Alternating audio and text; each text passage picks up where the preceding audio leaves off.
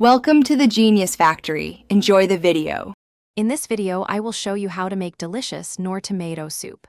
First, let's gather everything we need. You'll want 1 packet of Knorr tomato soup mix, about 750 milliliters of water, and if you like, some fresh cream for garnish. Make sure you have a good saucepan and a whisk handy. It's a simple process, and we'll have a warm, comforting bowl ready in just a few minutes. Now, let's get started with the preparation.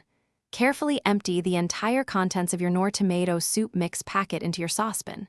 Next, slowly pour in about 750 milliliters of cold water. It's important to add the water gradually while whisking.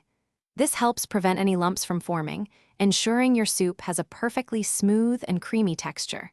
Keep whisking until everything is well combined. With your soup base ready, it's time to cook it.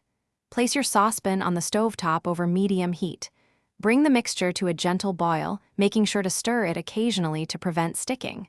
Once it reaches a boil, reduce the heat to low.